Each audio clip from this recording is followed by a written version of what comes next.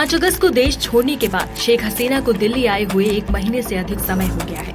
अब बांग्लादेश ने इस पर अपनी प्रतिक्रिया दी है। बांग्लादेश की अंतरिम सरकार ने मंगलवार को कहा कि पूर्व प्रधानमंत्री शेख हसीना भारत में रह रही हैं, क्योंकि पड़ोसी देश की सरकार ने ढाका से उनके जाने के बाद उन्हें शरण दी है।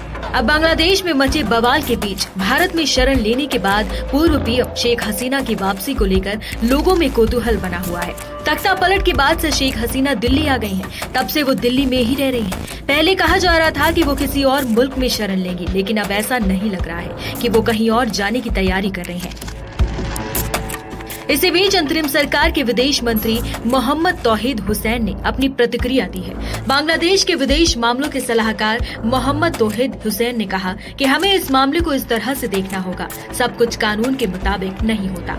विदेश सलाहकार ने भारत पर उनकी स्थिति के बारे में पूछे गए सवाल का जवाब देते हुए ये टिप्पणी की। शेख हसीना को लेकर फिलहाल बताया जा रहा है कि वो भारत के हिंडन एयरबेस के सेफ हाउस में है।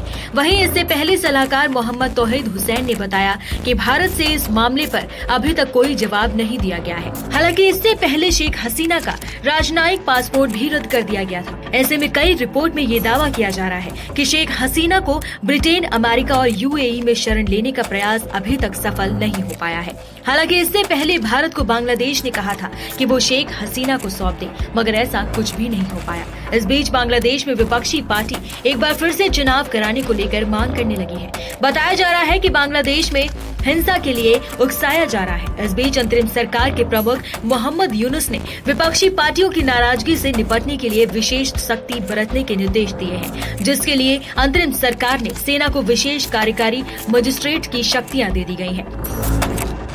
अब से सेना को गिरफ्तारी से लेकर गोली मारने की शक्तियां रहेंगी। हिंसा के बाद देश छोड़ने को मजबूर होने वाली शेख हसीना की मुश्किलें कम होती नहीं दिख रही हैं। अब उनके खिलाफ 5 नए मामले ने टेंशन बढ़ा दी है। बांग्लादेश में पहले ही भारत से शेख हसीना को वापस भेजने की मांग उठ रही है। इस बीच उनके खिलाफ लगातार मामले दर्ज किए जा रहे हैं। मोहम्मद यूनुस की सरकार हसीना पर हमलावर है। बांग्लादेश के अंतर्राष्ट्रीय अपराध न्यायाधिकरण यानी कि ICT को शेख हसीना समेत 288 लोगों के खिलाफ हत्या, नरसंहार और मानवता के खिलाफ अपराध की 5 नई शिकायतें मिली हैं। पहली शिकायत 20 जुलाई को 2 छात्रों नूर आलम सिद्दीकी, रकीब और जुबैर की हत्या की गई। यह वारदात मेमन सिंह किशोरगंज राजमार्ग पर हुई थी। इस मामले में शेख हसीना समेत 64 लोगों पर आरोप लगे, जब जुबैर के पिता अनवर और रकीब के पिता अब्दुल हलीम ने शेख हसीना के खिलाफ शिकायत दर्ज कराई।